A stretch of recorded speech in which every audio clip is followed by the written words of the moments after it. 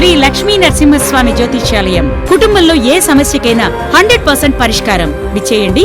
Secunderabad railway station దగ్గర రతిఫైల్ bus stand ఎదురుగా, Secunderabad. Cell 9849783528. నమస్తే అండి. నమస్తే. సాధారణంగా మనుషులు బ్రతుకుతున్నప్పుడు కొంతమంది కొన్ని గోల్స్ తో ముందుకు వెళ్తూ ఉంటారు. పుట్టినందుకు గాని నేను ఇలా చేయాలి అలా చేయాలి అని.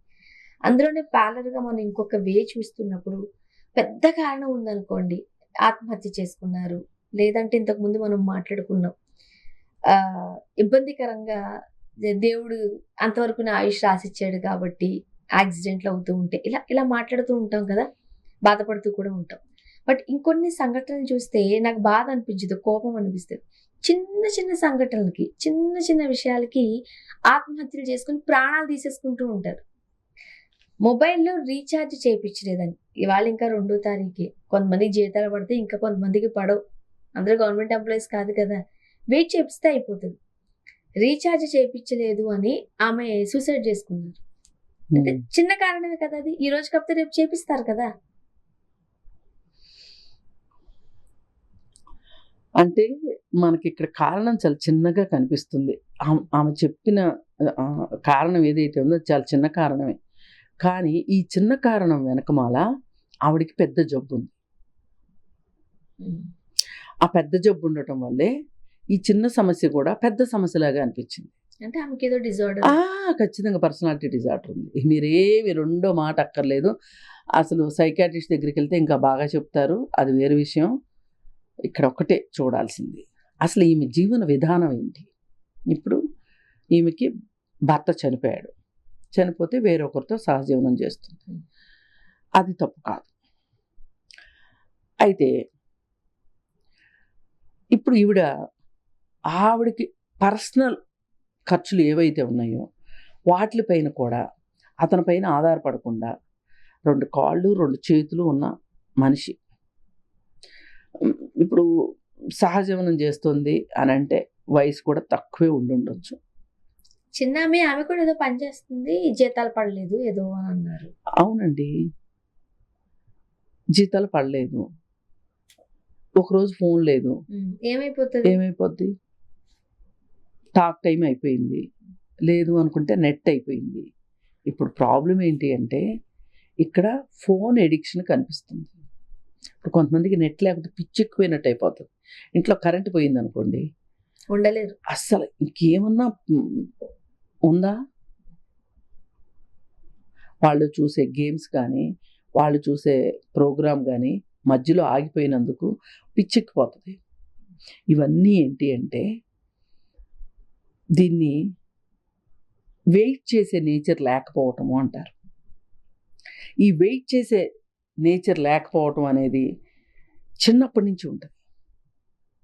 మీరు పిల్లల్లో గమనించండి, నాకు ఇది కావాలి అని మొదలెట్టాడు అనుకోండి, బొడ్డోడో ఇచ్చేదాకా పేచి పెడతారు.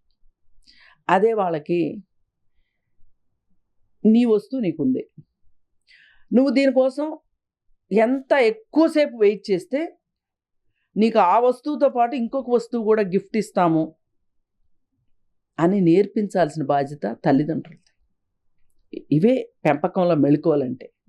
పిల్లలు ఉంటారు, ఇట్లాగే ఉంటారు. అసలు కొంతమంది కింద పడి డొల్లీలు పెట్టి ఏడుస్తారు, గోడలకేసి తలలో గోడకేసి కొట్టుకుంటారు, లేకపోతే వాళ్ళ సిబ్లింగ్స్ని కొరికేస్తుంటారు, ఏడుగా బిహేవ్ చేస్తారు, తల్లిని కొడతారు. వాళ్ళు ఏదో పెద్ద దెబ్బలు కొట్టేస్తారని కాదు, కానీ అక్కడ మనం గమనించాల్సింది ఏంటంటే ఈ పిల్లల రియాక్షన్స్ ఎలా ఉన్నాయి అనేది. ఆ రియాక్షన్స్ని కనుక మనము ఓకే చేసాము అంటే, ఇప్పుడు ఇలా జరిగినప్పుడు వీళ్ళ అమ్మ కూడా లాగి 2 పీకింది అనుకోండి, ఆ ఇంట్లో ఓ పెద్ద ఆవిడ ఎవరో ఒకళ్ళు ఉంటారు, అమ్మమ్మో తాతయ్య ఎవరో ఒకళ్ళు ఉంటారు. వాళ్ళు ఏమంటారంటే పిల్లోడు కొడితే ఎంత దెబ్బ తగులుద్ది, ఆ మాత్రానికి పిల్లోడిని కొట్టాలా అంటారు. అక్కడ దెబ్బ ఎంత తగులుతుంది అనేది కాదు ఇక్కడ ప్రశ్న. ఆ పిల్లవాడో పిల్లో చేసిన యాక్షన్ కరెక్ట్ కాదు, ఆ బిహేవియర్ కోసం తల్లిదండ్రులు చెప్తే ఇట్లా ఎవరో ఒకళ్ళు మళ్ళీ అడ్డం పడతా ఉంటారు. కొంతమంది కూడా చెప్పరు. ఈ చెప్పనప్పుడు ఏమవుతారంటే అతి ప్రేమ అనమాట, లేక పుట్టాడను, ఒక్కడే అను, అది ఇప్పుడు మన మగపిల్లలకు కొన్ని కొన్ని ట్యాగులు ఉంటాయి, వీడు వంశోద్ధారకుడని, ఆ, ఆ, ఏమంటారు వారసుడని, ఇలాంటి పిచ్చి పిచ్చి మాటలతోటి వాళ్ళని ఎక్కడికో తీసుకెళ్ళి కూర్చోబెడతారు. ఎక్కడికో తీసుకెళ్ళి కూర్చోబెట్టాక కానీ దిగమంటే దిగడు. మొదటి షీట్ ఎక్కిస్తారంటారు. ఎక్కడికో ఎక్కించి కిందకి దిగమంటే దిగడాడు. దిగనప్పుడు ఏం జరుగుతుంది?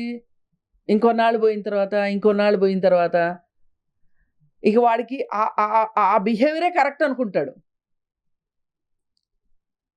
ఈ కరెక్ట్ అనుకున్న వాళ్ళు, ఈ మంకు పట్టు వాళ్ళు ఏంటి అంటే, వీళ్ళకి ఏ విషయానికి కాస్త ఆగుదాము అనుకోరు. ఇప్పుడు నాకు ఇది కావాలంటే వాళ్ళకి కావాల్సిందే. ఇప్పుడు మనం తల్లిదండ్రులు, ఇప్పుడు చాలామంది సైంటిస్టులు కానీ లేకపోతే సైకాలజిస్టులు కానీ ఏం చెప్తున్నారంటే, పిల్లలకి మీరు ఒక అడిగిన వెంటనే ఏది ఇవ్వకండి. అంటే ఇది ఒక వస్తువు రావడం ఇంత ఈజీయా అనే ఫీలింగ్లోకి వాళ్ళు వెళ్ళిపోతారు. వెళ్ళకూడదు. ఇప్పుడు ఇదే మనము ఈ అమ్మాయి దగ్గరికి తీసుకుని వస్తే, ఈ బిహేవియర్ని, ఈ అమ్మాయి ఆ ఫోన్లో ఖచ్చితంగా రీఛార్జ్ అయిపోతే, ఫోన్ కాల్స్ అయిపోయినందుకు కూడా కాదు, నాకు ఖచ్చితంగా తెలుసు, ఇది వాళ్ళ నెట్ అయిపోయింది. నెట్ అయిపోతే సోషల్ మీడియాలో ఏమీ రావు, యూట్యూబ్లో రాదు, లేకపోతే ఫేస్బుక్ రాదు, ఇన్స్టాగ్రామ్. ఇప్పుడు అసలు ఫేస్బుక్ చాలా మోటైపోయింది. ఫేస్బుక్ చూసే వాళ్ళందరూ నాలాంటి ముసలమ్మలు. ఇన్స్టాగ్రామ్ ఏమీ రావు. అందుకని ఏంటి అంటే, గిలగిలగిల్ల అది నీళ్ళల్లోంచి చేపను కనుక బయటి పెట్టగా గిల్ల కొట్టుకుంటూ చూసారా, అట్ట అయిపోతుంది వీళ్ళకి. అయిపోయి ఇంకా సరే, నా దగ్గర డబ్బులు లేవు, ఇంకెవరు ఇవ్వగలుగుతారు? భర్తో, అన్నో, అమ్మో, ఒక్కొక్కరు చెల్లెళ్ళ మీద కూడా ఆధారపడే వాళ్ళు ఉంటారు, కొంతమంది అక్కల మీద ఆధారపడే వాళ్ళు ఉంటారు. ఎవరిని అడిగితే వాళ్ళు చేయకపోతే వాళ్ళ మీద అలిగేసేసి తిరుగుబాటు జెండా ఎగరేస్తారనమాట. ఎగరేసేసేసి ఇక గొడవ అవన్నీ అయిపోయిన తర్వాత ఇక చివరికి నా జీవితానికి ఆఖరికి సెల్ ఫోన్లో రీఛార్జ్ చేసుకునే డబ్బులు కూడా లేవు. నాది ఒక జీవితమేనా? అసలు నాది ఒక బతికేనా? అసలు నాకు ఇన్ని కష్టాలు వచ్చినాయి ఏంటి? అసలు నేను బతికెందుకు? అసలు అలాంటి కష్టాలు ఎవరికైనా వస్తాయా? నేను అనుకోవటం, ఆమె భర్త చనిపోయినప్పుడు కూడా అంత బాధపడి ఉండదు. ఇప్పుడు రీఛార్జ్ అయిపోయింది అంటే ఆ కారణానికి చనిపోయింది అనే దానికోసం నేను ఇంతలా మాట్లాడాల్సి వస్తుంది. ఎందుకంటే మనుషులకి ప్రయారిటీస్ తెలియాలి. ఇప్పుడు రీఛార్జ్ అంత ఇంపార్టెంటా? అసలు ఓకే, మనకంతా ఫోన్లు ఇవన్నీ బాగా వచ్చేసి మన చేతుల్లోకి వచ్చి ఎన్నాళ్ళండి? 25 ఏళ్ళు. ఈ 25 ఏళ్లలో కూడా దేశం మొత్తం మీద 1%, 2% జనాలకే చేతుల్లోనే సెల్ ఫోన్లు ఉండేవి. ఆ తర్వాత ఇక అందరి చేతికి సెల్ ఫోన్లు వచ్చేసినాయి. అందరి దగ్గర ఫోన్ ఉందండి ఈరోజు. అందరి దగ్గర అనేకంటే ఒక్కో మనిషికి 2-3 ఫోన్లు ఉన్నాయి, 2-3 సిమ్ములు ఉన్నాయి. కరెక్టే. ఏం చెప్తారంటే 2 ఫోన్లు 4 సిమ్ములు, ప్రతి దాంట్లోనే డ్యూయల్ సిమ్ ఉంది. డ్యూయల్ సిమ్ అయితే అసలు 3 సిమ్ములు ఉంటే బాగుండు అని కూడా ఆలోచించొస్తుండొచ్చు. అయితే ఇప్పుడు దీని మీద ఓ జోకు, ఏది ఈ ఎక్కువ సిమ్ముల మీద, డాడీ 1, డాడీ 2, డాడీ 3 3 సిమ్ములు ఉన్నాయంటే, అంటే అక్కడ మామూలుగా ఏమొస్తుంది? 1 నానా, 2 నానా, 3 నానా.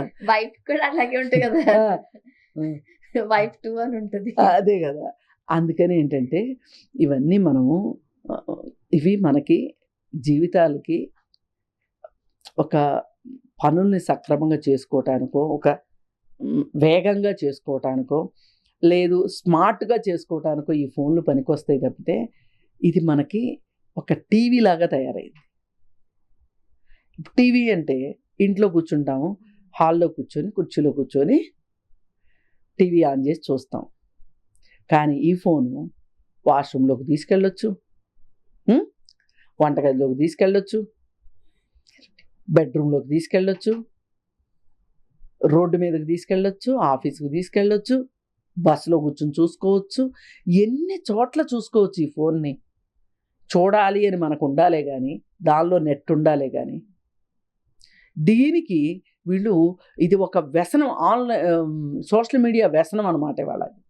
ఆ వ్యసనానికి బానిసైపోయి ఆమె ఆత్మహత్య చేసుకుంది తప్పితే ఆమెకి బతికే పరిస్థితులు లేక కాదు.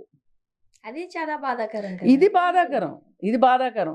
ఇప్పుడు నిజంగా ఇప్పుడు నిన్న ఆ అబ్బాయికి ఉద్యోగం పోయింది అమెరికాలో, ఎంత బాధగా మాట్లాడుకున్నాం.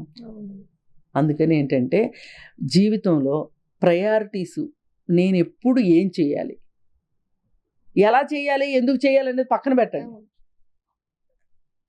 అది ఇంపార్టెంట్. ఆ ఇంపార్టెన్స్ని కనుక గుర్తించకపోతే ఇలానే అవుతుంది. థ్యాంక్ యూ అండి. Thank you.